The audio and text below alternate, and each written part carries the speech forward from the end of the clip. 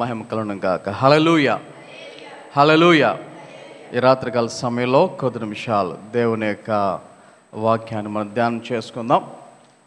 మనందరికీ తెలిసినటువంటి వాక్య భాగములో నుంచి ఒక విషయాన్ని ఈ రాత్రికాల సమయంలో కొద్ది నిమిషాలు ధ్యానం చేద్దాం.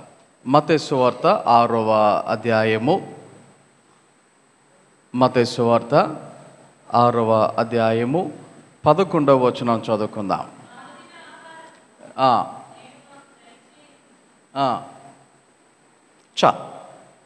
ఈ యొక్క వచనములో ఉన్నటువంటి ఈ మాట అనేక సందర్భాలలో మనం చదివి ఉండుంటాం, అనేక సందర్భాలలో విని ఉండుంటాం, అనేక సందర్భాలలో ధ్యానించి ఉండుంటాం. ఓకే, అయితే దేవుడు తన యొక్క వాక్యము ద్వారా ఎప్పుడు చూసినా అనేక సందర్భాలలో అనేక రకాలుగా అనేక రీతిలుగా ఆయన మనతో మాట్లాడుతూ ఉంటాడు. కాబట్టి ఈ రాత్రికాల సమయంలో ఈ వాక్యము ద్వారా దేవుడు మనతో ఎలా మాట్లాడినై ఉన్నారో ప్రార్థన పూర్వకంగా కొన్ని విషయాలు ఈ రాత్రికాల సమయంలో ఈ వాక్య భాగంలో నుంచి మనము ఆలోచన చేద్దాం. ఇక్కడ యేసయ్య తన యొక్క శిష్యులు ఒక ప్రశ్న అడిగినప్పుడు ఆయన వారికి నేర్పినటువంటి ప్రార్థనగా ఈ యొక్క ప్రార్థన మనకు కనబడుతూ ఉంటుంది. అయితే యేసయ్య తన శిష్యులకు ప్రార్థన ఎలా చేయాలి అని చెప్తున్నటువంటి కొన్ని పాయింట్స్లో ఈరోజు మనం వినబోయేటువంటి ఈ పాయింట్ ఒక పాయింట్గా ఉంది. ఏంటి ఆ పాయింట్ అంటే, మా అనుదిన ఆహారము నేడు మాకు దయచేయము. ఏమంట? మా అనుదిన ఆహారం అంటే ప్రతిరోజు మేము తినేటువంటి ఆహారము ఎప్పుడు దయచేయాలంట? ఎప్పుడు దయచేయాలి? నేడు మాకు దయచేయము. అంటే దీని అర్థం ఏంటి? దీని అర్థం ఏంటి? ఇక్కడ మీకు అర్థం కావటానికి ఒక మాట చెప్తున్నా, మీకు అందరికీ అర్థం కావటానికి ఒక మాట చెప్తున్నా. ఏంటంటే సింపుల్గా ఏ రోజు ఆహారము ఆ రోజే మాకు దయచేయి అని ప్రార్థన చేయమన్నట్లుగా వాక్యంలో అయితే మనకి కనబడుతూ ఉంది. ఈ మాట కొన్నిసార్లు ఇదేంటబ్బా ప్రతిరోజు షాప్కి వెళ్ళి రావాలి అంటే ఎలాగండి, ప్రతిరోజు నూనె కొనుక్కు రావాలంటే ఎలా, ప్రతిరోజు బియ్యం కొనుక్కొని రావాలంటే ఎలా, ప్రతిరోజు కందిపప్పు కొనుక్కొని రావాలంటే ఎలా అనేటువంటి ఒక డౌట్ మనకి రావచ్చు. కొన్ని సంవత్సరాల క్రితం, ఎప్పుడు కొన్ని సంవత్సరాల క్రితం ఎక్కడో కాదు మన ఊర్లోనే నేను చాలామందిని చూసినటువంటి పరిస్థితులు ఉన్నాయి. ఎలాగంటే ఏ రోజుకి ఆ రోజు షాప్కి వెళ్ళటం, కొద్దిగా నూనె, కొద్దిగా కూరగాయలు, కొద్దిగా ఉల్లిపాయలు, ఇలాగున్న ఆ రోజుకి సరిపడా కొన్ని వస్తువులు ఏ రోజుకి ఆ రోజు కొనుక్కుని వచ్చేటువంటి పరిస్థితి కొన్ని సంవత్సరాల క్రితం నేను కొంతమందిని చూశాను. మన ఊర్లోనే, ఎక్కడో కూడా కాదు, మీరు కూడా గమనించే ఉండునుంటారు కూడా. అయితే ఇప్పుడు కొన్ని పరిస్థితులు మారడం వలన కొన్ని మనం అప్డేట్ అవుతూ ఉన్నాం. ఫర్ ఎగ్జాంపుల్, ఇంతకుముందు కూరగాయలు ఒక రోజు ఉండేవి, 2 రోజులు ఉండేవి, 3వ రోజుకి కొద్దిగా ఒళ్ళిపోయేటువంటి పరిస్థితి. అందుకని ఒక మహా అయితే ఒక రోజుకి 2 రోజులు సరిపడ కొనుక్కునేవాళ్ళం. కానీ మరి రాను రాను పరిస్థితులు మారుతున్నాయి, ఫ్రిడ్జ్లు వస్తూ ఉన్నాయి. కాబట్టి అవసరమైతే 4-5 రోజులకి సరిపడా కూరగాయలు ఒకేసారి కొనేసుకొని మనం ఏం చేసుకోగలుగుతున్నామంటే ఫ్రిడ్జ్లో పెట్టుకుని వాటిని ఫ్రెష్గా ఉంచుకోగలుగుతూ ఉన్నాం. అవసరమైతే కొన్ని సందర్భాలలో వండేసుకున్నది కూడా ఏం చేస్తున్నాం, ఫ్రిడ్జ్లో పెట్టుకుని దానిని అలాగున తినేటువంటి పరిస్థితి. మీకు ఒక ఆశ్చర్యకరమైనటువంటి సంగతి ఒకటి చెప్తాను మీకు. మొన్న అమెరికా వెళ్ళాను కదా, అక్కడ ఒక ఇంట్లో వాళ్ళు చెప్తున్నటువంటి మాట, నేను 2022లో కూడా వాళ్ళ దగ్గరికి వెళ్ళాను, మరలా 2024లో మళ్ళీ వాళ్ళ దగ్గరికి వెళ్ళాను. 2022లో వెళ్ళినప్పుడు వాళ్ళకి బిర్యానీ వండమంటే 3 కేజీలు ఎంతో చర్చ్ అందరికీ కావాలి అంటే 3 కేజీలు బిర్యానీ వండితే సగం అయింది, ఇక సగం మిగిలింది. అప్పుడు నేను ఉండగానే ఆ సగాన్ని ఏం చేశారంటే 4-5 ప్యాకెట్లలో వాళ్ళు ప్యాక్ చేసేసి డీప్ ఫ్రిడ్జ్లో పెట్టేశారు, ఫ్రీజర్లో పెట్టేసి అప్పుడప్పుడు కొద్ది తింటా ఉన్నారంట. మనం వెళ్ళినప్పుడు వాళ్ళు ఫ్రిడ్జ్లోంచి తీసి ఆ ప్యాకెట్ తీసి ఇదేంటో తెలుసా అన్నారు. అదేమో ఐసి గడ్డ అయిపోయి ఉందో నాకు ఏం అర్థం కాల, ఏంటిది అని అడిగా. పోయినసారి నువ్వు వండేవు కదా ఆ బిర్యానీ అన్నారు. ఆశ్చర్యం వేసింది నాకు. అరే 2 సంవత్సరాల క్రితం వండిన బిర్యానీ మరి ఇప్పుడు పని చేస్తుందంటే నో వరీస్ అన్నారు వాళ్ళు. ఏ అంటే ఫ్రిడ్జ్లో డీప్ ఫ్రిడ్జ్లో ఉంది, గడ్డేసి ఉంది, మేము కావాల్సినప్పుడల్లా దాన్ని కొద్దిగా కట్ చేసి మేము ఓవెన్లో పెట్టుకుని వేడి చేసుకుని అప్పుడు తింటున్నాం, ఇది చాలా రుచికరంగా ఉంది, అందుకని మేము బయట ఎవరికి ఇవ్వలేదు, మేమే తింటున్నాం అన్నారు ఆయన. ఆలోచన చేయండి ఒకసారి. కొన్ని సందర్భాలలో మన యొక్క పరిస్థితులు మారడం వలన ఇప్పుడు స్టోరేజ్ అనేది మనము చేసుకోగలుగుతున్నాం. ఓకే, ఇప్పుడు ఈ వాక్యం చదివిన తర్వాత అదేంటండి ప్రతిరోజు ఏ రోజుకి ఆ రోజే కొనుక్కోవాలా అనేటువంటి టెన్షన్ ఎవరో పడొద్దు, ఏ రోజుకి ఆ రోజే మేము బయటికి వెళ్ళి తెచ్చుకోవాలా అని చెప్పేసి అలాగా ఎవరు కూడా ఆందోళన చెందవద్దు. కానీ కొన్ని విషయాలను ఈ రాత్రికాల సమయంలో ఈ యొక్క వాక్య భాగములో నుంచి మనము ఆలోచన చేద్దాం. ఏంటి ఆ విషయాలు అంటే, ఇప్పుడు యేసయ్య చెప్పినటువంటి ఆ మాటలో, యేసయ్య శిష్యులకు నేర్పించేటువంటి ఆ సమయంలో ఆయన చెప్తున్నటువంటి ఈ మాటలను గనక ఆలోచన చేస్తే, ఏ రోజుకి సంబంధించిన ఆహారము అనేది మానవునికి చాలా అంటే చాలా అవసరం. ఆలోచన చేయండి. మనం ఒక పూట భోజనం చేయకపోతేనే ఆ రోజు ఏమైపోతుంది మన పరిస్థితి? నీరసం వచ్చేది. ఏ రోజు భోజనం చేయకపోయినా ఒక పూట తినకపోతేనే నీరసం అంటే రోజంతా తినకపోతే ఆ యొక్క పరిస్థితి మామూలుగా ఉండదు కదా. జనరల్గా అందరూ అంటే సైంటిఫిక్ పరంగా ఒక వ్యక్తి ఏ మాత్రం భోజనం చేయకుండా మహా అయితే 3 వారాలు బ్రతుకుతాడంట. ఎంతకాలం? 3 వారాలు బ్రతుకుతాడంట. 3 వీక్స్. 3 వీక్స్ అంటే 21 రోజులు. 21 రోజులు. ఈ 21 రోజుల్లో ఆ వ్యక్తి భోజనం చెయ్యకపోయినా కనీసం నీళ్ళైనా తాగాలి. ఏం చేయాలి? భోజనం చేయకపోయినా నీళ్ళైనా తాగుతూ ఉండాలి. అలాగ నీళ్ళు తాగుతూ ఉంటేనే ఒక 3 వారాలు బ్రతికేటువంటి పరిస్థితి. ఒకవేళ నీళ్ళు కూడా తాగకపోతే ఇంకా త్వరగా చనిపోయేటువంటి పరిస్థితులు ఉన్నాయి అని సైంటిఫిక్ రీజన్స్ మనకు తెలియచేస్తూ ఉంటాయి. మీరు ఎప్పుడైనా గూగుల్లో ట్రై చేయండి, how many days a human can survive without food అని ఒక మాట మీరు టైప్ చేస్తే మనకు అక్కడే ఆన్సర్ దొరికేస్తుంది. అయితే ఇప్పుడు మనిషి యొక్క జీవితంలో చాలా అంటే చాలా ప్రాముఖ్యమైనటువంటి వాటిల్లో ఆహారం అనేది ఎంత ప్రాముఖ్యమో ఆ ఆహారము గురించి యేసయ్య మాట్లాడుతూ ఆయన ప్రార్థన చేయమని అడుగుతున్నాడు. ప్రార్థన చేయండి, ఆహారము కొరకు ప్రార్థన చేయండి అని తెలియచేస్తున్నట్టుగా దేవుని యొక్క వాక్యములో మనము చదువుతూ ఉన్నాం. అయితే ఇంకొక విషయాన్ని కూడా మీరు గమనిస్తే, మనము ఈ మాట చదివినప్పుడు ఒకవేళ మనకి డైరెక్ట్గా కేవలం ఫిజికల్ ఫుడ్ అంటే ప్రతిరోజు మనం తినేటువంటి ఈ యొక్క భౌతికపరమైనటువంటి ఆహారము మాత్రమే మనకు ఒకవేళ గుర్తుకొస్తుంది ఏమో. అయితే ఇక్కడ ఇంకొక విషయాన్ని కూడా మనం గమనించగలిగితే, ఈ ఆహారం అనేసరికి ఒకటి శరీరపరమైనటువంటి ఆహారము, రెండోది ఏంటి ఆత్మ సంబంధమైనటువంటి ఆహారం. రెండోది ఏంటి?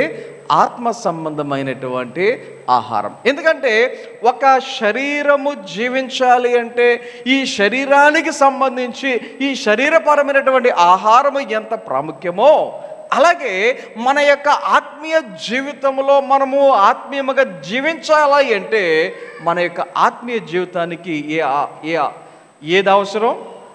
ఆత్మ సంబంధమైనటువంటి ఆహారము చాలా అవసరమై ఉన్నది అనేటువంటి విషయాన్ని మనము గమనించాలి అని దేవుని యొక్క వాక్యాన్ని బట్టి నేను మీకు తెలియచేస్తా ఉన్నాను. ఎందుకంటే మన యొక్క శరీరము ఎప్పుడైతే ఆహారము లేదో ఏమవుతుంది? నీరసిస్తుంది. ఇంకా ఇంకా ఎక్స్ట్రీమ్ లెవెల్కి వెళ్ళిపోతే అవసరమైతే ప్రాణాలే పోయేటువంటి పరిస్థితి, అంటే చనిపోయేటువంటి పరిస్థితి కదా. అయితే మరి ఆత్మీయ జీవితంలో ఆత్మీయ ఆహారము లేకపోతే ఆత్మీయ జీవితం కూడా ఏమైపోద్ది? నీరసించిపోద్ది.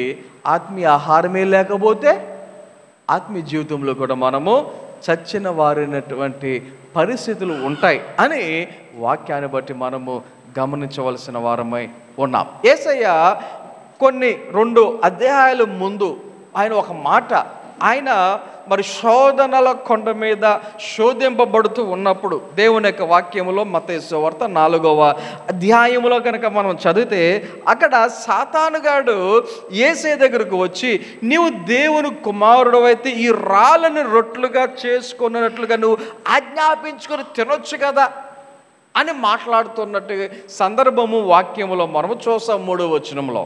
అయితే యేసయ్య దానికి జవాబుగా, నేను దేవుని కుమారుడినే, నేను నిరూపించుకుంటాను చూడు అని రాళ్ళను రొట్టెలుగా ఏం చేసుకోలేదు. ఆయన రాళ్ళను రొట్టెలుగా చేసుకోలేదు. ఆయన ఏమంటున్నాడంటే అక్కడ, మనుష్యుడు రొట్టె వలన మాత్రము కాదు కానీ దేవుని నోట నుండి వచ్చు ప్రతి మాట వలనను జీవించును అని వ్రాయబడి ఉన్నది అనేను. ఏమంట? మనుషుడు ఎలా జీవిస్తాడంట? రొట్టె వలన మాత్రము కాదు. నీవు పొరబడుతూ ఉన్నావు. అపవాది ఏమనుకుంటున్నాడు? కేవలం రొట్టె వలన, అంటే ఆహారము వలన మనిషి జీవిస్తాడు, అది జీవించకపోతే, అలా తినకపోతే జీవించలేడు, అలాంటి ఆలోచన మాత్రమే కలిగి ఉన్నాడు. అందుకనే యేసయ్య ఏమంటున్నాడంటే అక్కడ, మనుషుడు రొట్టె వలన మాత్రము కాదు కానీ దేవుని నోట నుండి వచ్చు ప్రతి మాట వలనను జీవించును. అంటే మానవుడు జీవించాలి అంటే రొట్టె ఒకటే కాదు, ఇంకేం కావాలన్నమాట? ఇంకేం కావాలి? దేవుని యొక్క మాట. ఏం కావాలి? దేవుని యొక్క మాట. దేవుని యొక్క మాట అంటే, దేవుని యొక్క మాట అంటే సింపుల్గా చెప్పాలంటే ఆయన యొక్క వాక్యం. ఆయన మాట అంటే ఏంటి చెప్పండి? దేవుని యొక్క మాట అంటే ఏంటి? ఆయన యొక్క వాక్యం. ఆయన యొక్క మాట ద్వారా, అంటే ఆయన యొక్క వాక్యము ద్వారా మానవుడు ఏమవుతాడు? జీవించును అని దేవుని యొక్క వాక్యము ఈ రాత్రికాల సమయంలో మనకు జ్ఞాపకం చేస్తూ ఉంది. కాబట్టి మన యొక్క జీవితంలో మన యొక్క శరీరానికి ఎలాగైతే 3 పూట్ల భోజనము అనేది ఇచ్చి ఈ యొక్క శరీరము నీరసించబోకుండా, ఈ శరీరము మరి బలహీనపడకుండా ఎలాగైతే కాపాడుకుంటూ ఉంటున్నామో, మరి అలాగే మన యొక్క ఆత్మీయ జీవితానికి కావలసిన ఆత్మీయ జీవితాన్ని మనము ఇవ్వగలుగుతున్నామా, అందించగలుగుతూ ఉన్నామా గమనించండి. కేవలం టిఫిను, మధ్యాహ్నం భోజనం, రాత్రి భోజనం సరిపోతుందా? సరిపెడుతున్నామా?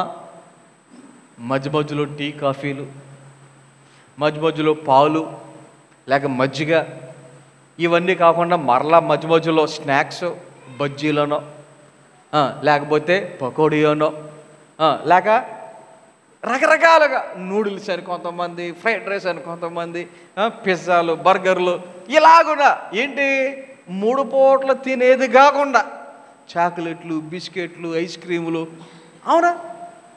మన శరీరానికి కొన్నిసార్లు కొంతమంది ఉంటారు కడుపుకి అసలు ఖాళీ పోయి ఎవరు అసలు, వాళ్ళ కడుపుకి అసలు ఖాళీ ఎవరు, ఇంక ఏదో ఒక మిషన్ రన్ అయినట్టుగా ఆ కడుపు ఈ 24 గంటలు రన్ అవుతూనే ఉండాలి కొంతమందికి. ఆలోచన చేయండి. మరి మన ఆత్మీయ జీవితానికి ఆత్మీయ ఆహారమును ఎలా అందించేవారుగా ఉన్నాం, ఎంత అందించేవారుగా ఉన్నాం? ఒకసారి మన యొక్క ఆత్మీయ జీవితాలను పరిశీలన చేద్దాం. ఇశ్రాయేలీయుల గురించి ఒక్కసారి జ్ఞాపకం చేసుకుంటే, ఎవరి గురించి? ఇశ్రాయేలీయుల గురించి. వారు ఎలా మాట్లాడుతున్నారు ఒక సందర్భంలో, మేము ఐగుప్తులో ఉండగా ప్రతిరోజు మాంసం తినేవాళ్ళం. ఏం చేసేవాళ్ళంట? మాంసం తినేవాళ్ళం. ఇప్పుడు మమ్మల్ని అక్కడి నుంచి బయటికి రప్పించి మాంసం లేకుండా చేసావు. అదేంటో ఆ దేశంలో ఉండగా ప్రతిరోజు మాంసం తినేటువంటి రోజులు ఉండగా అక్కడికక్కడే చచ్చిపోతే ఎంత బాగుండో. ఏమంట అప్పుడెప్పుడో మేము మాంసం తింటా ఉన్న రోజుల్లో అప్పుడే చచ్చిపోతే బాగుండు కదా. ఇప్పుడు ఏంటి మాకు ఈ యొక్క దుస్థితి ఏంటి, మాంసం లేకుండా ఏంటి అన్నట్టుగా ఆ ఇశ్రాయేలీయులు మాట్లాడుతున్నటువంటి సందర్భం వాక్యంలో నిర్గమకాండము 16వ అధ్యాయంలో మనకే కనబడుతుంది. మా బంధువుల్లో ఒక ఆయన ఉన్నాడు. ఆయనకి తర్వాత రోజు హార్ట్ సర్జరీ చేయాలి. ఆయన పేరు అయినే నేను చెప్పను, కానీ జరిగినటువంటి సంఘటన ఒకటి మీకు జ్ఞాపకం చేస్తా. అయితే ఆయన అన్నాడంట, నాకు రేపు సర్జరీ చేస్తారు, ఈరోజు నాకు కోడి కూర వండి తీసుకురండి అన్నాడంట. ఏంటి? కోడి మాంసం వండుకుని తీసుకురండి అన్నారంట. అయితే డాక్టర్లు అన్నారంట, ఏమండి ఇప్పటికే మీకు లోపల 90% బ్లాకేజ్ వచ్చేసింది, అందుకని ఆపరేషన్ చేస్తున్నాం, కొలెస్ట్రాల్కి సంబంధించినవి ఏవి కూడా మీరు తినకూడదు, కాబట్టి మీరు అలాంటి ఆలోచనలు మానుకోండి అంటే డాక్టర్ గారు వెళ్ళిపోయిన తర్వాత వాళ్ళ భార్యకి చెప్తున్నాడంట, ఏమే కనీసం ఊరిపైన తీసుకురా అన్నాడంట. ఏమంట? గ్రేవ్ కావాలంట, కనీసం గ్రేవైనా వేసుకు తింటా అన్నాడంట. ఏమంటే డాక్టర్ గారు చెప్పారు కదా వద్దు అంటే ఆయన అడిగిన మాట లాస్ట్కి కనీసం టేస్ట్ అన్న చూపెట్టండి, ఆపరేషన్ అయిన తర్వాత నేను ఉంటానో చచ్చిపోతానో తెలీదు, నేను కనీసం పరిస్థితి ఏమవుతుందో కనీసం ఒక టేస్ట్ చూస్తాను, అలా తీసుకుని 4 మీద అలా అడిగించుకుంటా చాలు అన్నాడంట. ఆలోచన చేయండి. కొంతమందికి మాంసం అంటే అంత ఇష్టం, కొంతమంది ఏ రోజు కూడా మాంసం లేకుండా మొత్తం దిగేటువంటి పరిస్థితి కొన్నిసార్లు కొంతమంది కుటుంబాలలో కనబడుతూ ఉంటాయి. మాంసం లేకపోతే మొత్తం దిగదు. మా ఫ్రెండ్స్ కొంతమంది ఉన్నారు, నా బంధువులు కొంతమంది ఉన్నారు. మొన్న ఒకరోజు ఇంటికి ఒకరు వస్తానంటే ముందు అడిగేసాడు, అన్నయ్య ఏం కూర అన్నాడు. ఫలానా ఎప్పుడు కాదు, మన ఫస్ట్ ఆదివారం భోజనాలు అప్పుడు, ఈరోజు చర్చిలో భోజనాల్లో చర్చిలోనే అందరూ భోజనం చేస్తాం అన్నాను. అంటే ఏం కూర అన్నాడు. నాకు తెలిసి బంగాళదుంప అనుకుంటా అన్నాను. అమ్మమ్మ వద్దులే నేను తినేసి వస్తా అన్నాడు. ఏంటే మాంసం లేకపోతే నాకు అవ్వదు, నేను కాయగూరలు అబ్బాయి నేను తినేసి వస్తా అని తినేసి వచ్చాడు. ఆలోచన చేయండి ఒకసారి.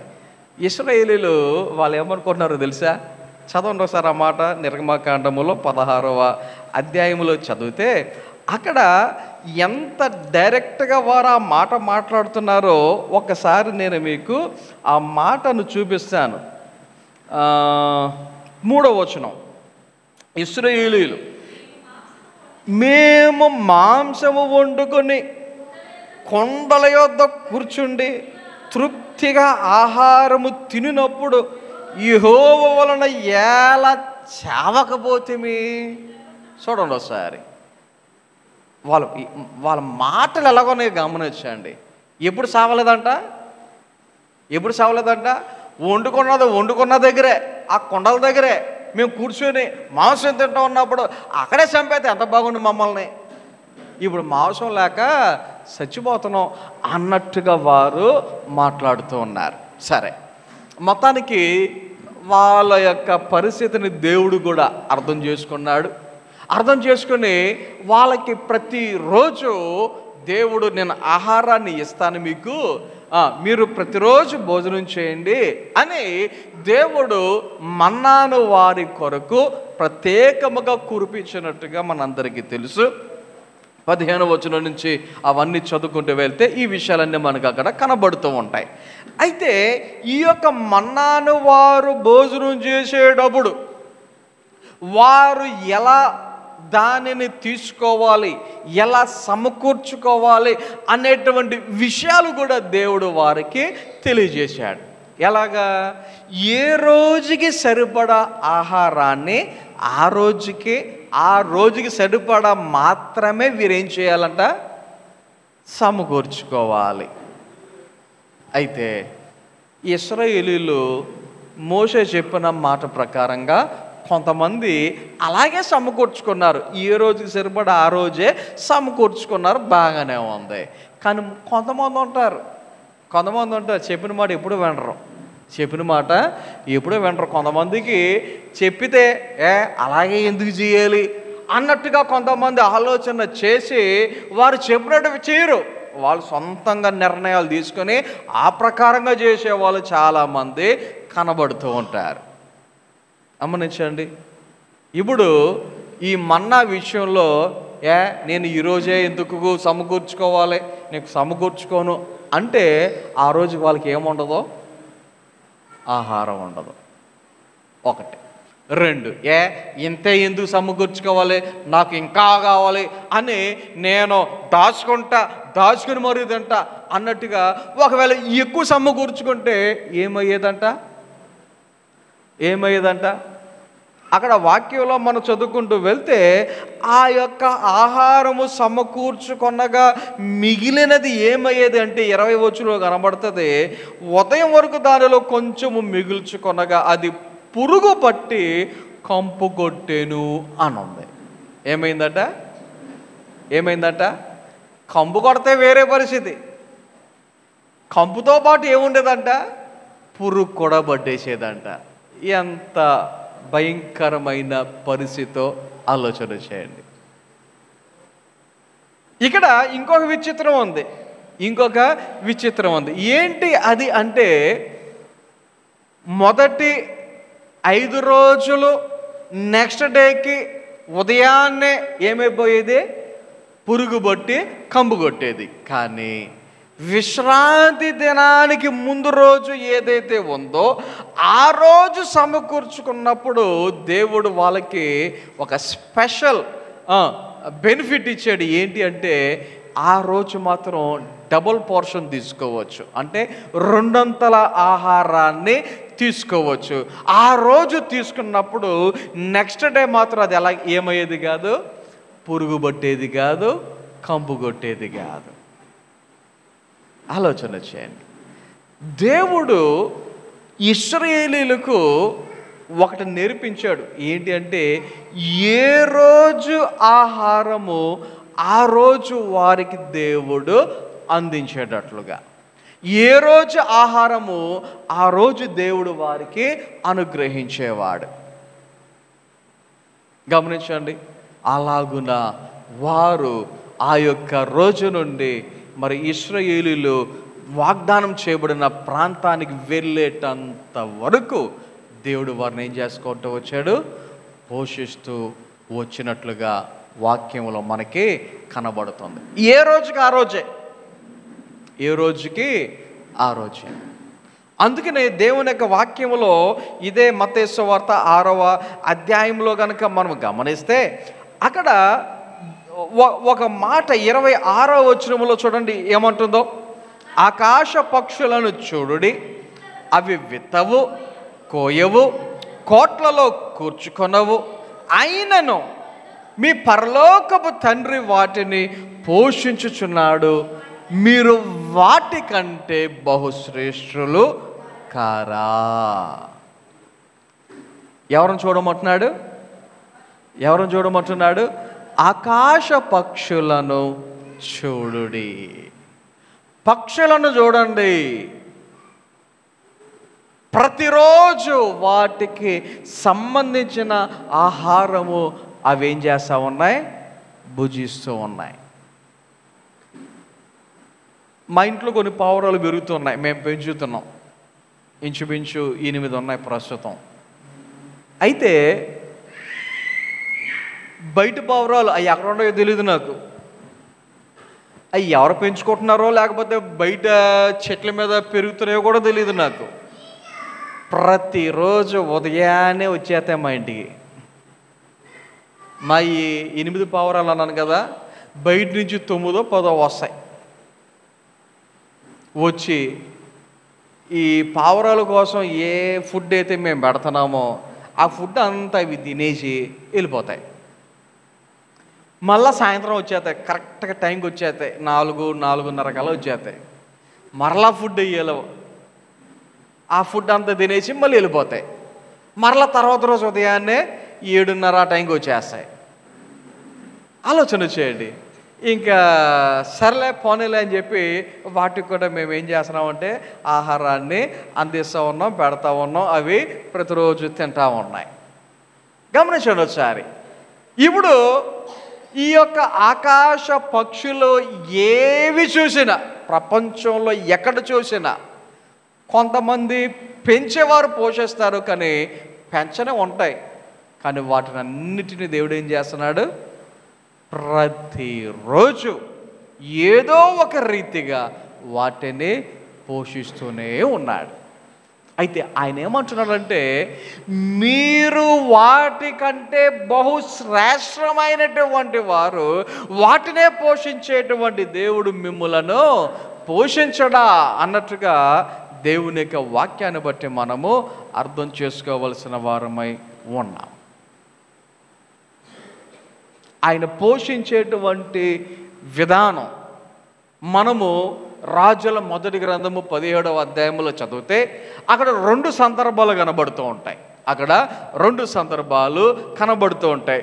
ఆ యొక్క మరి అధ్యాయములో మొదటి రాజుల గ్రంథములో 17వ అధ్యాయంలో చూస్తే అక్కడ దేవుని సేవకుడు అయినటువంటి ఏలియా కనబడుతూ ఉంటాడు. దేవుని సేవకుడైన ఏలియా.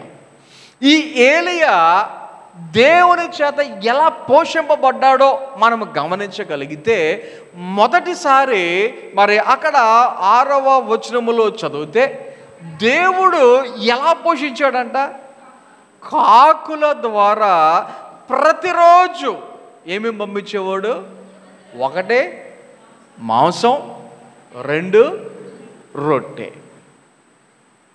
ఆలోచన చేయండి. కాకి ఏంటి, మాంసం తేవడం ఏంటి? కాకి ఏంటి, మాంసం తేవడం ఏంటి?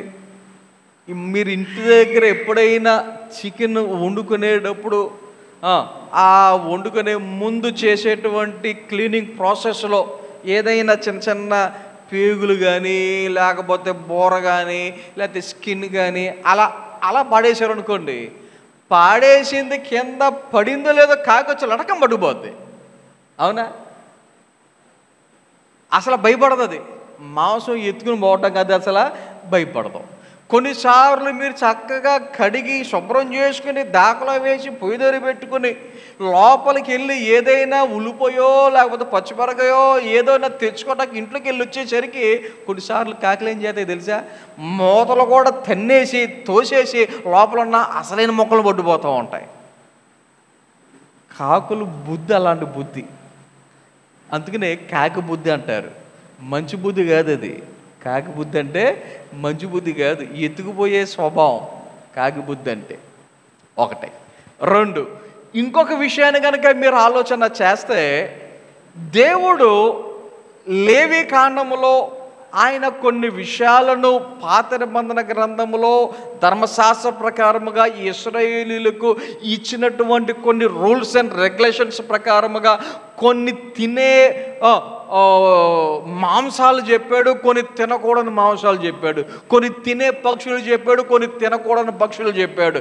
అలాంటి వాటిల్లో కాకి అనేది తినకూడనిదిగా, కాకి అనేది మంచిది కాదు అన్నట్టుగా ఆయన చెప్పినటువంటి పరిస్థితులు ఉన్నాయి. చూడండి ఒకసారి, నిషిద్ధమైనటువంటి వాటిల్లో కాకి ఒకటి, నిషిద్ధమైన వాటిలో. కానీ ఆయన సేవకుడైన ఏలియాను పోషించడానికి ఆయన ఏం చేశాడు? నిషిద్ధమైనటువంటి కాకిని కూడా దేవుడు ఉపయోగించుకున్నాడు. ఆలోచన చేయండి ఒకసారి. ఇక్కడ మీరు ఈ యొక్క మాటను ఎలా అర్థం చేసుకోవాలో మీకు చెప్తాను. ఒకవేళ కొన్ని సందర్భాలలో మన పైన ఉన్నటువంటి నాయకులు కావచ్చు, అధికారులు కావచ్చు, మన పైన ఉన్నటువంటి మన యొక్క బాస్ ఎవరైనా కావచ్చు, ఒకవేళ వాళ్ళు అన్యులుగా ఉండొచ్చు, కానీ వారి ద్వారా కూడా దేవుడు మనల్ని ఏం చేస్తూ ఉంటాడనమాట? పోషించేవాడిగా ఉంటాడు. అన్యులు అయినా సరే వారి ద్వారా కూడా దేవుడు మనలను పోషిస్తూ ఉంటాడు. ఆలోచన చేయండి. ఇక్కడ నిషిద్ధమైనది కాకి, కానీ ఆ కాకిని దేవుడు తన సేవకుడిని ఏలియాను పోషించడానికి వాడుకున్నట్టుగా దాని స్వభావానికి వ్యతిరేకముగా అది ఎత్తుకుని పోకుండా తీసుకొని వచ్చిందనమాట. ఒకసారి ఒక ఆయన అంటూ ఉన్నాడు, ఏమండి కాకి తీసుకొచ్చింది అంటున్నాం, కానీ అది కూడా ఇంకో చోట ఎత్తుకొచ్చేసింది కదా అంటున్నారు. ఆ టైంలో ఆ కాకి ఆ మాంసం కానీ ఆ రొట్టె కానీ ఎత్తుకొచ్చేసింది కదా అంటున్నారు. సరే, దేవుడు ఏం చేశాడు? కాకిని వాడుకున్నాడు. అదే అధ్యాయంలో ఇంకా కిందకి చదువుకుంటూ వెళ్తే అక్కడ ఒక విధవరాలు, సారేపతి విధవరాలు అనేటువంటి పేరుతో ఆమె గురించి మనం చదువుతూ ఉంటాం. ఆమె పొలలేరు కొట్టకొచ్చింది బయటికి. ఎందుకో తెలుసా? ఇంకా లాస్ట్ అండ్ ఫైనల్ ఏదో లాస్ట్లో కొద్దిగా పిండి ఉందంట. ఆ పిండితో రొట్టె చేసుకుని తిని ఇంకా చనిపోదాం అని ఫిక్స్ అయిపోయారు. అలాంటి స్త్రీ భేద విధవరాలని చెప్పొచ్చు. ఏమీ లేనటువంటి కుటుంబం అని మనం చెప్పుకోవచ్చు. అలాంటి ఆమె ద్వారా దేవుడు ఆ కాలములో ఆ ప్రాంతంలో కరువు తీరే వరకు కూడా దేవుడు ఏలియాను, ఆయనతో పాటు ఆ విధవరాలను, ఆమె యొక్క కుమారుడును దేవుడు ఏం చేశాడు? పోషించినట్లుగా దేవుని యొక్క వాక్యములో మనము చదువుతూ ఉంటాం. ఆలోచన చేయండి. దేవుడు ఏ రోజుకా రోజు ఏలియా దగ్గరికి కాకులు ఉదయం సాయంత్రం ఆ టైంకి సరిపడా ఫుడ్ని తీసుకొచ్చేవి. అలాగే ఈ సారేపద్దు విధవరాలు ఇంటిలో కూడా ఏమయ్యేది? నూనె కావచ్చు, పిండి కావచ్చు, ఆ పూటకి సరిపడా అవి అక్కడ దేవుడు ఇస్తూ ఉండేవాడు. సో మన జీవితంలో ఏ రోజుకి సంబంధించిన ఆహారము ఎలాగైతే మనము మన శరీరానికి తీసుకుంటున్నామో, అలాగే మన ఆత్మీయ జీవితానికి కూడా ఏ రోజుకి ఆ రోజు సరిపడా ఆత్మీయ ఆహారాన్ని మనం ఏం చేసుకుంటూ ఉండాలి? భుజిస్తూ ఉండాలి. ఎంతమంది వాక్యాన్ని అనుదినము చదువుతూ ఉన్నారు? మీరు నాకు చేతులు చూపెట్టే అవసరం లేదు, కానీ మీకు మీరే పరిశీలన చేసుకోండి. వాక్యం అనేది చాలా ప్రాముఖ్యమైనది. మన ఆత్మీయ జీవితానికి చాలా ప్రాముఖ్యమైనది. ఆత్మీయ ఆహారం లేకపోతే మన ఆత్మీయ జీవితం ఏమవుతుంది? అది చాలా అంటే చాలా నీరసించిపోద్ది, అవసరమైతే చనిపోయేటువంటి పరిస్థితులకి వెళ్ళిపోద్ది. కాబట్టి దేవుడు మరి తన యొక్క మాటలను మనకి రాత్రికాల సమయంలో తెలియచేస్తున్నటువంటి విషయాలు, యేసయ్య తన శిష్యులకు నేర్పించుచున్నటువంటి ఆ ప్రార్థనలో అనుదిన ఆహారము నేడు మాకు దయచేయము అని ఆయన అడగమని చెప్తా ఉన్నాడు. మన జీవితంలో ఏ రోజుకి ఆ రోజు శరీరపరమైన ఆహారం మనం తీసుకుంటున్నాం మంచిది, ఆత్మ సంబంధమైన ఆహారాన్ని తీసుకోగలుగుతున్నామా లేదా ఆలోచన చేసి మరి దేవుని యొక్క బిడులుగా మన యొక్క ఆత్మీయ జీవితానికి సరిపడా ఆహారాన్ని మనం అందించే వారు ఉందాం. కొద్ది మాటలు దేవుడు మనందరి వినికిడిలో ఫలింపచేసి నడిపించును గాక. ఆమేన్. ప్రార్థన చేసుకుందాం. అందరూ కూడా తలలు వంచండి, కళ్ళు మూసుకోనండి. ప్రార్థన. పరిశుద్ధుడా, మహోన్నతుడా, మీకు వందనాలు, స్తోత్రాలు. ఈ రాత్రికాల సమయంలో నీ సన్నిధిలో ప్రార్థన చేయించి ఉన్నాం. ప్రార్థన చేసిన రీతిగా పాటల్లో సహాయం చేశారు, మీకు వందనాలు. నీ వాక్యం ద్వారా మాట్లాడిన ప్రతి మాటను బట్టి మీకు వందనాలు. ప్రార్థనలో దేవా మేము కొన్ని అంశాలను గురించి నీ సన్నిధిలో ప్రార్థించడానికి మీరు ఇచ్చిన సమయాన్ని బట్టి వందనాలు. ఈ సమయంలో దేవా కృప చూపించమని, సహాయం దయచేయమని, మరి ముఖ్యముగా దేవా నిబిడులుగా మా యొక్క ఆత్మీయ జీవితంలో ఆత్మీయ ఆహారము ప్రతిరోజు మేము పొందుకొని ఆత్మీయముగా బలంగా ఉండటానికి సహాయం చేయమని ప్రార్థన చేయించున్నాం.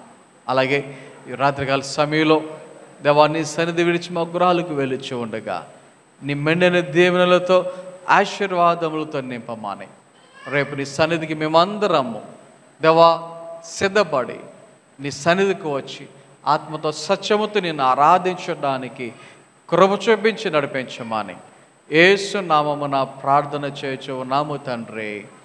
ఆమేన్. మన తండ్రి దేవుని ప్రేమ, కుమారుడు యేసుక్రీస్తు వారి కృప, పరిశుద్ధాత్మిక సహవాసము, సహాయము, కాపుదల, నడిపింపు ఇప్పుడు ఎల్లప్పుడు ఆయన బిడ్డలను మనందరకు సదాకాలము తోడే నడిపించును గాక.